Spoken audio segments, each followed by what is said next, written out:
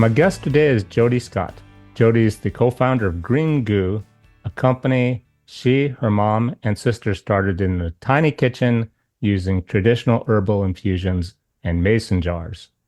Through a mix of chaos and magic, they grew the business into a brand that's on shelves in 120,000 stores. They then sold the company, bought it back, and today continue to be driven by a mission that's never been for sale since. Their company's culture is about trust and mission, not just margins. Welcome to my show, Jodi. Great to be here with you. Thank you for having me. So take me back to the tiny kitchen. What inspired the first batch of Green Goo? Tell me what it is exactly, and how you knew you had something special and wanted to make a business out of it. Yeah. Well, my mom, sister, and I are just near and dear best friends, so that always helps. My sister's an herbalist and a midwife, and I was pre-med, and we were always passionate about clean products, clean living, simplifying our lives. When my sister was going to herb school, she learned the practice of making medicine from plants. And during that time is when she started making topical therapeutics and alternatives to your traditional chemical laden OTC over the counter first aid products. So that meant a natural first aid, a natural pain relief, a natural hydrocortisone. And so we just started selling these at the farmers market. We Hmm. loved the ingredients, we loved the efficacy, and honestly, at the time, we were doing it because we loved it and believed in it. We all had different jobs. I was in private practice. I was going to med school. I had a little bed and breakfast that I had started as kind of a hobby business, and was learning my entrepreneurial legs at that point. Um, and then one day we were at the farmer's market, and our line was the longest line in the entire market. Cool. And people are coming up to us. Moms are showing us their kids, and their eczema is gone, and they're crying. They're saying, Hmm. my son wouldn't even go to school. He was so embarrassed. Now he'll go to school. People who had chronic pain and having that relieved. I mean, they're lifting up their shirts. They're showing us their giant gash from their weekend, road rash. And it was the only thing that worked. And so I started looking at the first aid space more specifically. And I found it really interesting that two things: the natural consumer was willing to abandon their natural ethos because they were told products like Neosporin and hydrocortisone and calamine were the only products that could get the job done. So, they live these really clean lives, but you open up their first aid cabinet and it was just full on compromise. That's me, And Neosporin, yeah, yeah. or the And competitor, the Aqua. That's what my brother likes me to, Aquifer. something like that. And yeah, for the disinfection mostly is what I do it for the infection. If I get a really bad something, big cut, big blister, something like that. Yeah. And then to add to that, the conventional consumer who, wasn't concerned about ingredients was really generally dissatisfied about the efficacy. They found that the over the counter solutions were not working, and it was inconvenient to go to the doctor to get a prescription. And they're looking for something that works better. And so the three of us looked at each other and we said, can we make a plant based solution that is superior in efficacy first? So we're addressing both the needs, but then, oh, by the way, is also plant based and bringing sustainability. Because when you think about all the tubes and all the waste that's going in the landfills, the forever chemicals that we're taking on ourselves and putting in the environment, what if we can make a really big difference here? And so Green Goo was born. Nice. Which I had the thought theoretically, even the Neosporin is technically from some kind of natural, like biological, came from somewhere, even if it's chemical. It's just right. It does. It's a fair statement. It is. And many of the OTC products have phthalates, parabens, petroleum, forever chemicals, and really it's a disruptor to our physiology and to the environment. So you'll find Hmm. that they're endocrine disruptors, and they are not optimizing our natural biochemistry. And then obviously, we're finding this in our water system and in our foods. And so it does make a big difference. How do you go from farmers market to 120,000 stores? That's no small feat. It was utterly terrifying. I knew nothing about what it meant to build a consumer packaged goods company. And I teased my sister, my mom, that I drew the short straw because my sister, I said, well, who's going to go and meet with these retailers? And my sister's like, I'm the herbalist. I don't do anything but do the formulas. And then my mom is a self-taught computer programmer, website developer, graphic designer, because we grew up in the military. So she learned early on how computers could provide a more mobile professional career. And so she's like, well, I'm IT and tech. I that's what I do. So you're gonna go, Jodi.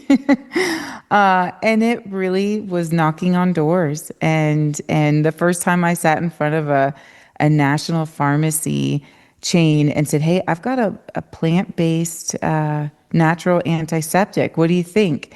And this was 10 plus years ago. And he looked at me like, you got to be kidding me. Plant-based. And of course, fast forward today, it's a term we use fairly loosely. I mean, apparently you can buy plant-based water now. So What first comes to mind is I don't know, do they think before they speak? Because alcohol, which is a really good antiseptic, they make yes, that people make beer and wine and all kinds of alcoholic beverages from a natural plant. So it's just not even fair common point. sense. Absolutely. Well, the good news is he tried the product and fell in love with it, and his whole family still uses it to this day, and it eventually made it on the shelf of that national retailer. So you go through all that work. I guess it's the money. Why did you sell the company? So we had been bootstrapping this and finding small funds along the way to be able to make it happen. And what we recognized was we were just a small piece of the competitive edge when you're trying to fight for success and shelf space with brands that have been on the shelf for 30 years and are very well funded. Mhm. And we knew we weren't going to be able to do that on our own. And so part of this partnership was the fact that it was an opportunity to go bigger. So we weren't leaving; we were sticking with the company, but it provided the funds, the resources, and the team to be able to scale. And so we were really excited about the next chapter. But then you say you bought it back. Did you buy your shares back? Or No, unfortunately, soon after we partnered, they suffered some financial and legal challenges. Hmm. And ultimately, they were delisted and not able to support the portfolio. And so we spent about 18 months working to buy back the company, which was a very difficult time. like a It venture was a pub, capital? it was a publicly traded company. Hmm. So your Yeah. investors, you issued them some C stock or something like that, and then you went public with a group of investors. Is that They were public already and adding to their portfolio. So unfortunately, we lost all of our stock, but we were able to at least recover the brands. Now, during that 18 months, not owning the brand and having someone else own it who was having financial difficulties definitely made it hard to keep the company intact. And, it wasn't free. sounds like So a record my company, mom, like a record deal, right? You're a songwriter, a band, and your company's in trouble. They won't let you go have your songs. You can't do anything with them, record until they go belly up, I guess. Or like a book. A book publishers do it too. They give people's books back to the authors when they go, we can't do anything with it, just to be nice, I guess.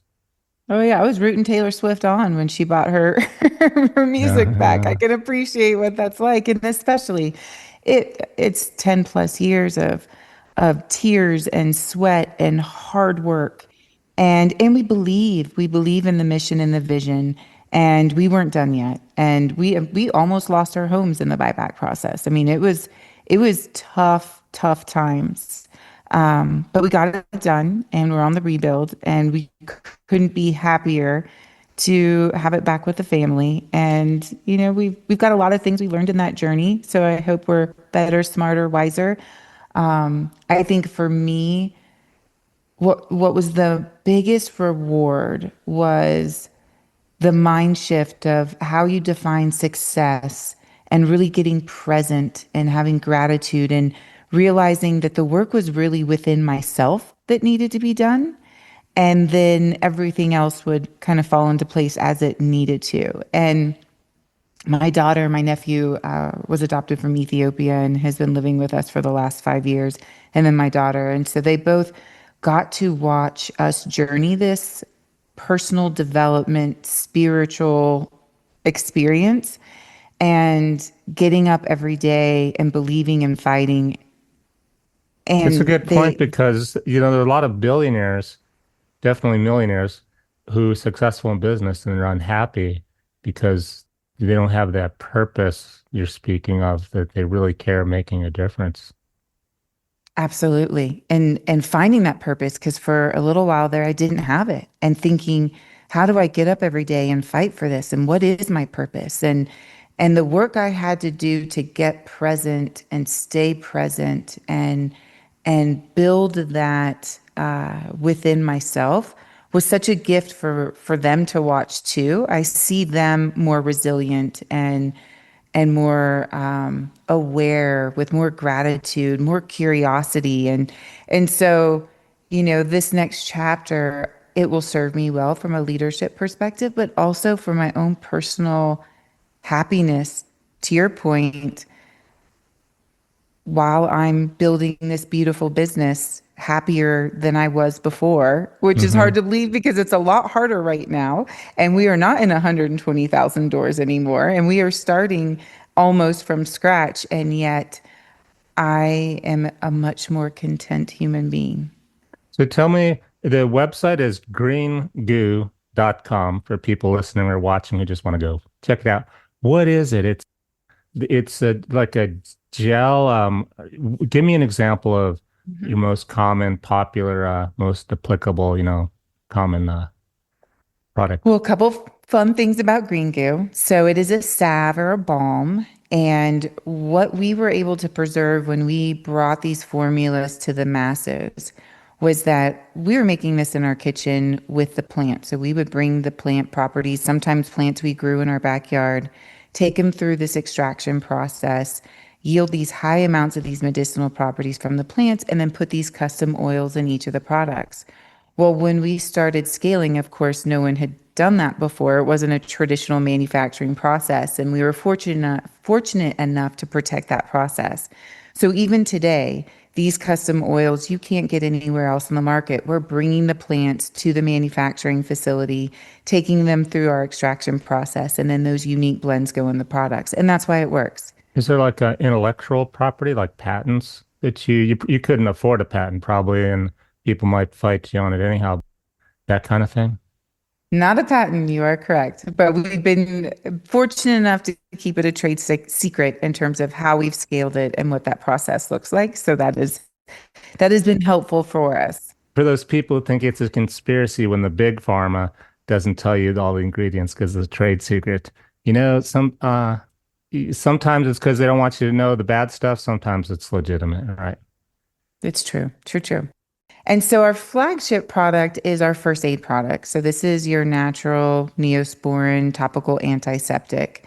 It has over 13 plant properties in it. What I love about this product is it's not just a natural antiseptic, meaning to help with wounds, cuts, and scrapes.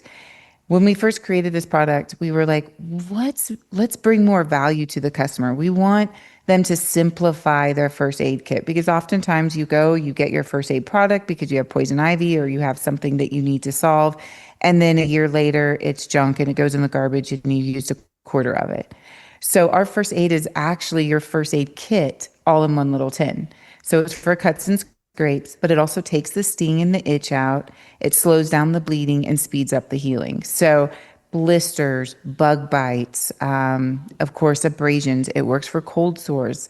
I mean, it goes on and on. Sunburns, chapped lips. And so you'll find that when you have this little tin in your home, you're constantly picking it up and you're also prescribing all the time. You're like, oh, you got a cut over there? Here, I got the goo. Here you go. Hmm. And then the kiddos can pick it up and use it themselves, which they find very rewarding because you're never going to give a kid, a tube over the counter. Yeah. Yeah, exactly. And it takes the sting and the itch out. So kids, when they have a cut, they do that Band-Aid routine, right? And of course, the Band-Aid's not taking the sting or the pain out.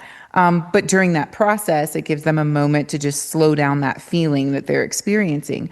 Well, these herbs and the green goo actually take the sting and the itch out. So the kids will go and grab for it and they get that immediate gratification. So can you tell me what an ingredient is? What do you put on your label in terms of ingredients? So we label everything. Our products are registered with the FDA. So my sister, being the herbalist, would definitely love to challenge what we would consider active versus inactive ingredients, but we have to follow, their model. For people who don't know what that means, you think they think all the hazardous ingredients on a tube of what we're speaking of, the big pharma Neosporin. They think a hazardous ingredients has to be listed. The active doesn't mean it's not physically chemically active. It means it's not the active ingredient working to fix the problem, right? Correct. And take a look at a label. You'll oftentimes see there's only the active ingredients that are disclosed.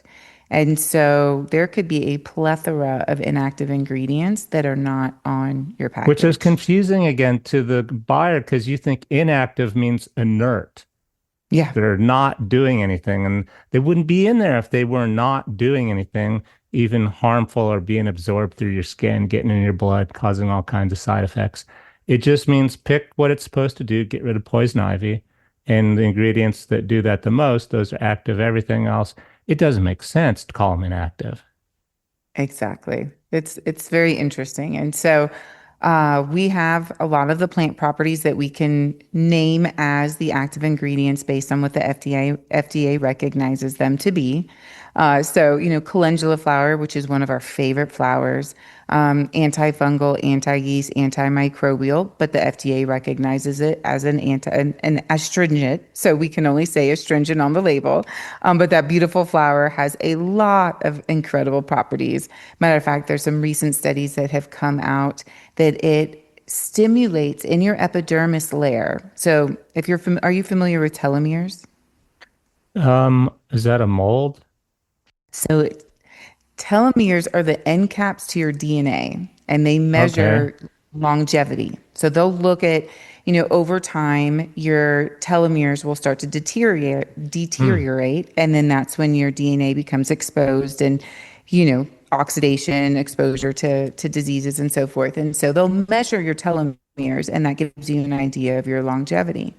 Well, there's an enzyme in your skin that can stimulate regenerative properties in the telomeres. Hmm. And they're finding that calendula flowers will stimulate that enzyme that then helps the telomere maintain itself. And so it's very interesting. I started looking at I obviously love plants and the impact it has on healing wounds. But I think what even I find more fascinating is we barely know what the largest organ of our body, our skin, does, and we're only at the surface of understanding it. Well, that was um, I had the thought that when they tell you what they're going to allow you to say is works and doesn't work, that presupposes they know everything and they don't, which means some of it's probably to protect consumers, but you think some of it's also to protect the neosporin type companies who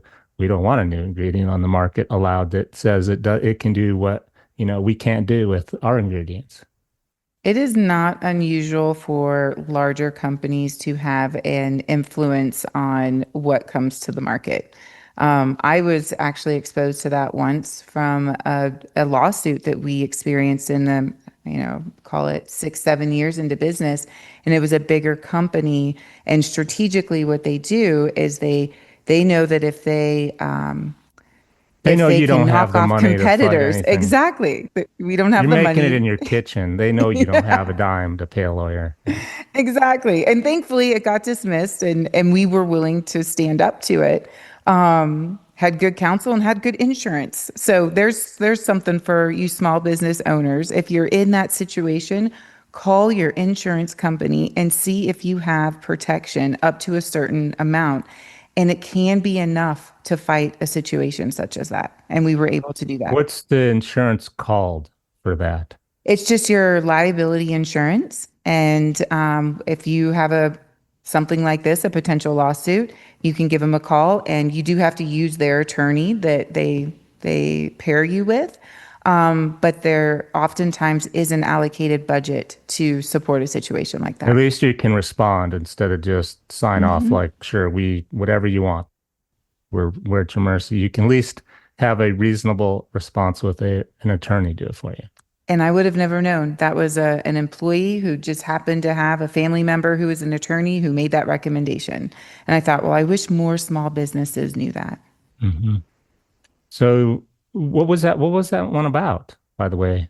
Is you remember? This one specifically, they wanted to take the claim of trademark infringement, and so it didn't end up having Oh, any the goo, the legs. green goo. Yes, but we did later learn that this was kind of their playbook, and there had been a number of other companies that Well, unfortunately. that seems like an easier one to fight because probably more people are even aware. They think if you trademark something, my own green goo, period, it's very specific for a category, right? Literally, Correct. like medicinal purposes. And the car wash, if they wanted to, could call themselves green goo.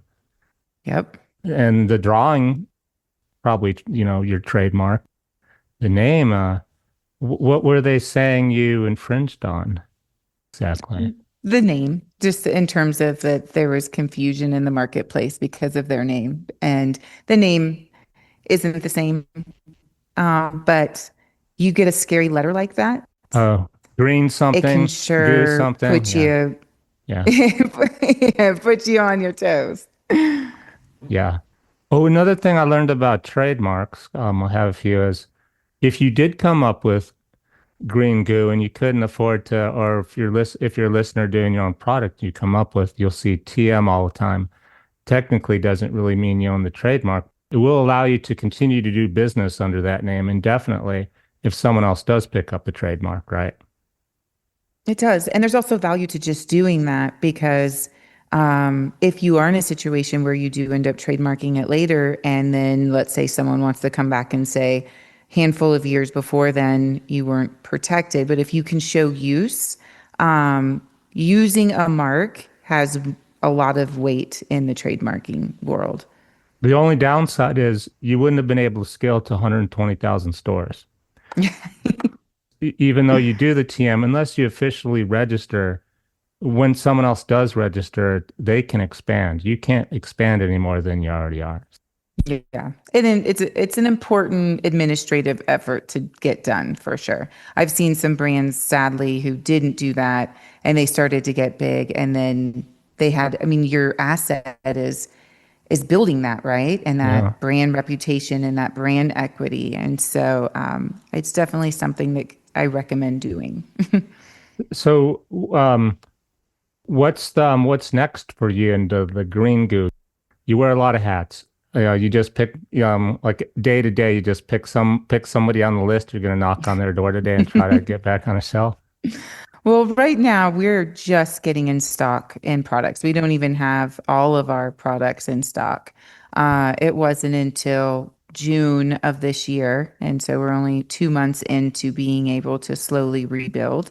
And so we're taking care of our current customers first. And then, of course, we will continue to get more products in stock and go from there. It's a walk before you run for sure. And we do have some additional brands. So when we weren't sure we were going to be able to get Green Goo back, uh, we started partnering with some women's health brands and other plant-based brands. So we've got some fun, unique products in our portfolio now that wasn't a part of the original plan, but I think it's products that our current customers can align with as well. Are you growing all the plants yourself? Not anymore. Although both my sister and I, who lives one house down, we have our lush gardens with many of the herbs that are in our products, but we're not able to put those herbs in the products with the FDA registration. So we have to buy them from Oh, a validated resource in order to be able to use them. So why is that? Do you also have to be a registered farmer then and something like that to grow the plants? you have to be able to provide a certificate of analysis. And so it's a process and an investment that can be done. And of course, bigger farmers can afford that and do that. But in the early days, yes, we called it wild crafting, and we would wild craft all of the herbs. And matter of fact, we would dry them. We took old screen doors and we had them layered one over the other on our front porch, and you'd see all these beautiful herbs drying, and then we had these huge mason jars with oil, and we'd have them go through the whole 30-day moon cycle, and it was fun. It was fun. What's your opinion or your comment on two things come to mind when, okay, we need a certificate of analysis, meaning this is not snake oil. There's real plants in here with the real quality grade. Might be legitimate. Keep the snake oil people out who aren't even putting real plants in. But on the flip, it's keeping the small guy like you under, and the big people can afford to do it. What's your comments, or is there a better way to do things? Could there be a better way to do things than are being done now for that? Oh my goodness, absolutely. Well, I think your hands are tied on the manufacturing side. So a manufacturer also is not going to accept or receive an ingredient or a raw material that doesn't have the C of A, because they're in the same position that they have liability that they have to make sure that they adhere to. And that the plant is still has its integrity and it's not moldy or, is going to make anyone sick. I think there's so much legislation that prevents smaller farmers from being able to be successful. I think it's companies like us who focus on trying to find those regenerative, smaller, fair trade, brand or companies that are out there producing, and they're definitely there. So we look for them when we can find them. But sadly, I don't know. I don't know that it'll ever change until, Well, if it did yeah, I don't change, know. what would you like? What would be better? What would it look like if it changed? Well, I think we'd see so many more farms. I mean, you see farms if you, Take away, like remove the requirement or make it cheaper, easier to do to I think it prove? more accessible. Exactly. How many stamps do we have to get, and how many fees do we have to pay in order to bring this raw material across to the next Especially step? with AI and all the cameras and lack Yeah. of privacy these days. You could put a camera in the field and just have AI watch it to make sure you're being legitimate, like a super cop on the farm or something, more than paying hundreds of thousands of dollars for the lab to analyze your stuff. You Mhm. mentioned liability. To me, as a consumer, it would seem improbable that if my Neosporin was bad, I could just call a lawyer and, sue them. Is that what you're meaning by that? Reframe that for me. I want to make sure I'm. Liabilities, it's all under the umbrella of protect liability, like you were saying, the manufacturer. But what actually can happen? I mean, what can go wrong, and how, as a consumer, would you even be able to prove it or know about it anyhow? Well, I think that the system is set up in a way that I guess if someone had a real injury, they would, my understanding is you would probably find counsel that would be willing to support um, What I mean is the making that claim. analysis is saying it's this much pure. Oh, That doesn't safeguard against what um, if it's not pure enough, it just doesn't work. right.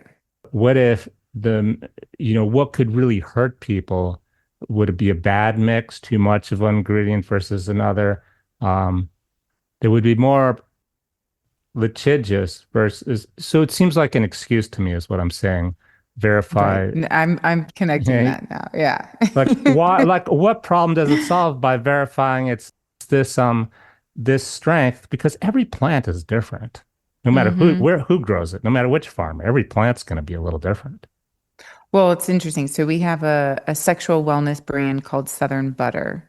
And in theory, if you have a lubricant, you have to test on animals, and there's a number of FDA requirements in order for it to be used as a lubricant.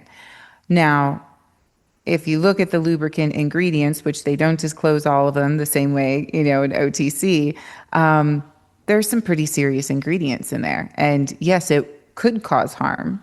And we didn't want to lose our cruelty free certification because that's a unique proposition and we value that. We don't want to test on animals. And so, we were at this crossroad of, well, do we now test on animals to get our natural lubricant across the finish line?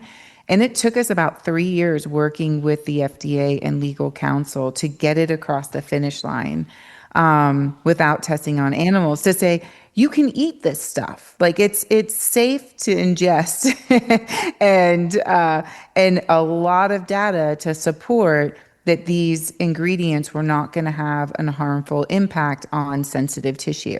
But what I find more interesting in terms of kind of bringing it back to what you were saying is that there's a lot of ingredients out there that can. And so maybe inserting, plant-based is inserting a whatever that saying is, a round hole, a round peg Well, in a let's square hole. talk about this reminds me of GMO, genetically engineered food, where people just think it's just an acceleration of what's natural. They don't quite realize we're splicing genes. What come to mind is with the testing on animals. Tell me exactly. It sounds actually not so bad. Like, how bad can it be? Tell me what you would actually do to an animal to test a lubricant on them. Well, let your imagination run with it.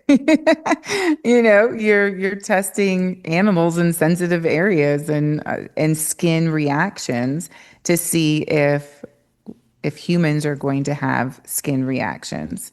Um, which with plants, good news is you're not going to have that reaction. But I think for us, it's just not something we want to support. Hmm. Well, yeah, I'm thinking it's much more nasty than, I don't, something the words don't quite describe it. Like airplane fuel that's in some of the lubricants that are on the market. Yeah. Well, I'm trying to I like to get a picture of things. Like if I was there watching the lab people, they put it on, sensitive areas and what happens, how do they get it off? How do they know if an animal has a reaction besides a visual reaction? What about the pain? How do you measure Right. that Fair stuff? point. Yeah, it's probably in itself a broken system in the first place. It costs a lot of money if you want That the costs a lot of money. label, Right. and just as much time, if not money, for you to circumvent it. And kudos to you for going through all the trouble. And a lot of brands that we knew in the natural space went ahead and tested on animals for the sake of they wanted to get to market quicker. And for us, we just didn't want to compromise that. That's good for you. So, what haven't I asked you that you'd love to talk about? What haven't you What's your asked favorite me? part of the day? Waking up, working for your, I mean, you and your sister and your mom, you own the company now, right? Hmm. Yeah. Um, what's the best, it sounds like a lot of work. What's a typical day for you? Look back to being wearing all the hats. What's it look like for you that you enjoy the most and enjoy the least? Enjoy the most and enjoy the least. Well, I have a lot of practices now that I do that I didn't do, call it the 1.0, and now in the 2.0. I did not invest in myself the first time we were building this company. And so I'm far more intentional with that, meaning as simple as my bare feet on the ground when I wake up, watch the horizon, watch the sun come up, be very intentional as I'm like waking up my sensory system. I take a nice morning walk and often a morning plunge, cold plunge. And I end my day typically with that as well. A nice little walk, watch the sunset. throughout the day, just getting present, even if it's just for 30 seconds. It's amazing what benefits you can have from short runs of meditation, intentional, whether it's just listen very carefully to the sounds around you, zone in, zone out for 1 minute. And, I used to think that you had to meditate for an hour a day to get those benefits. So I really appreciate those little sprints. They really fuel me. And of course, my sister lives one house down, so it's fun to be next to each other. And my mom is less than 30 minutes away. Does your sister come up with recipes all the time? And then do you have to go, look, I've got my hands full with the last recipe you gave me. You keep coming up with recipes. I'm doing all the hard work. We have a book that's like this thick of recipes that have not come to market yet that we could just crush. She is beautiful at formulas, and it's not uncommon. I mean, my daughter, we would find potions in her room because she was so used to being around us in our little product development, and her daughters now are doing the same thing, and it's really sweet. But yeah, she loves to crack the code. She lives, eats, and breathes innovation and clean ingredients. So she constantly has her thumb on the next ingredient or What came product to that she mind wants to. is intellectual property I'm licensing. Mhm. If you were to license her recipes, uh, then I guess you'd be competing with yourself. You could make them also, maybe. Well, we've done that a couple times. I mean, we have some of the formulas that she's created. We private labeled for Walmart before. We've private labeled for CVS from formulas that we put Ah, together. A fun one that we do sell today is, she recognized the value of, well, it's great to have a deodorant that prevents odor and manages sweat because that's the thing that people are looking for the most. But hey, by the way, underneath our armpit is this really interesting tissue, and it absorbs 70% plus of what you put under there. Why aren't we looking at it as a more nutritive resource? So her formulas have adaptogens and functional mushrooms and ashwagandha and holy basil and echinacea. And so there's immunity properties, there's hmm. clarity properties, and even relaxing ones. And so she looks at it from a lot of different perspectives that really bring value. And again, I'd say we were way ahead of the curve 10 years ago talking about plant-based. And so some of these formulas that we even tested with small groups, we've been slowly introducing again, and now they're just people are really aligning with them. But they were early. They were early back then. And So who do wanted you, a natural antiseptic? well, since you have such a big book, and you seems like you've thought a lot of this, but I'm curious. Have you thought of like if you had in your website people you could have custom orders, or would that be too expensive or too difficult to do, or with the licensing and the FDA requirements and everything, like where you could make something from the cookbook by order? It's an interesting concept. I wonder if there is a version of that that could actually be executed. We wouldn't be able to do any of the topical homeopathics, but we could perhaps cosmetic products. But not too many manufacturers are going to do small runs like that. So we'd probably have to like create our own facility that would make that happen. And would it be cost prohibitive? I don't know. It'd be interesting though. It's like print on demand for books. Everyone's books are printed one at a time now, depending on what book people want to read, and you could do the It same could, thing. yeah, I'm going to chew on that. That's just interesting. Maybe there's some ways that we'd always talk about when my daughter was younger and we would cook, and she was picky about her food. So we just made sure that it could all be built however she wanted to build it. And you could leave some ingredients out and you could, Oh take yeah. the ones that you want. So, What if you have the perfect green goo, and it's one thing someone's allergic to, just like penicillin. People can't do some Hmm. people penicillin. You could make a custom batch. She would know.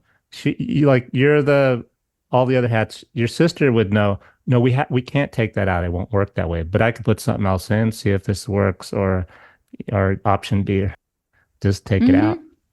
Hmm. I like it. It's a creative idea. I'm gonna marinate on it. You mentioned the cosmetics industry, which it's been a while for me, but when I went down the rabbit hole one time, I discovered they're not really regulated like the food industry and a lot of other No. things, right? Um, Tell me why, if you can, you're more up to it's more in your memory than mine, how the cosmetic industry got away with just basically avoiding any kind of regulation almost, right?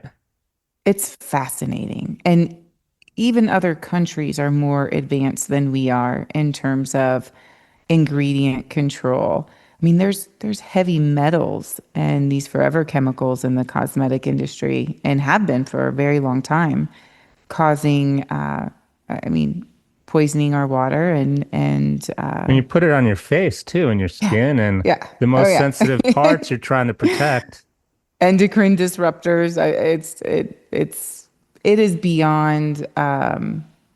It's beyond my Coming understanding. long time ago, I think they saw it coming, and somehow they knew someone in politics or somewhere. They were basically they exempted themselves. They just said, it makes to me it would be, well, you see, it just doesn't make sense. It's just skincare products. It's not food. You don't eat it, so why should we have to follow the same rules? I think initially it was an innocent, it was a byproduct of the Industrial Revolution. All of a sudden, we have transportation and we have the ability to manufacture products and get them to more people. And so it required ingredients to make the product shelf stable. They wanted more value, so you would put fillers in it, and these fillers were, different kinds of combinations of compounds that they would create that were more affordable. And so I think in at the time it wasn't to hurt people by any sense of it. But fast forward, we now have the education to know that these ingredients are poor and it's continued to be acceptable. And we have technology, we have better transportation. We can get a product from the manufacturer to someone's house in a week or two, especially if it's made in the USA. You don't need all of those fillers and preservatives. And we also know that there are better natural preservatives or better for you preservatives that are available. So it'll be interesting to see. I feel like this is the first time where it isn't, what's the word I'm looking for? I don't want to use a political word, but it's used to be you were either the natural disruptor and then there's everybody else and they just don't care. And I feel like that line is becoming blurry and more people are concerned about what they're putting on their skin and what they're eating than ever before. And we see it in the data. I mean, it is ever growing. And with that, I hope there'll be more change. I think it's an issue fundamentally with the way business in America works. I get what you're saying in terms of let's do this, let's be innovative. We need longer shelf life. We need to get it cheaper so millions of people can buy makeup instead of just the rich. We could have simply, and we still can, add to that. We're giving you kind of like a patent, 7 years to study it and prove that this was okay. And if not, you got to quit using it. Build into that. You only have to this amount of time, then you cannot use it anymore unless you say it's safe, because it's always hard to stop doing something unless you literally put an expiration date on it to start with. For sure. And I mean, look how long it took for some of these, or opioids to get removed from the market and how long they knew that they were bad for people. The Mhm. cost to Well, if I'm making a the ton of cost money and on it, I don't want to get I'm gonna right, fight. You telling me to right. stop using it. Why would I voluntarily stop? Well, I know it's hurting people, but that's not But but yeah. that's not how America works. You know, I've got my kids in college. I can't afford to lose my job. They'll fire me if I just don't sign off on the paperwork. Everybody else is doing it. There's always an excuse, right? Well, people are motivated by being incentivized. And so I often see where change has the most radical impact is when they can be incentivized in some way, shape, or form. So I don't know how to solve the problem, but it'd be interesting to look at it from that lens and see if there was a beast big enough that could really make that shift successful. You're solving it the best way, which is just do your own thing and lead by example and let people follow you, the leadership. That's that's a good way of doing things, the good change of changing things. Well, I do believe in leaving it better than I found it. And our mission is spread goodness. And we mean that more than just spreading goodness on your body, but spreading goodness in the people that we meet and how we build our company and how we engage each other and ourselves. And so if that is the difference that we get to make, it's a gift. And I'm very grateful for that. Greengoo.com. What would I find if I went there? It's been a few days since I was on your website, and I was kind of trying to learn about your company anyhow, not actually buy a product. When you said you're kind of scaled down, you're not at the 120,000 stores. What do you sell right now? Where can people find it?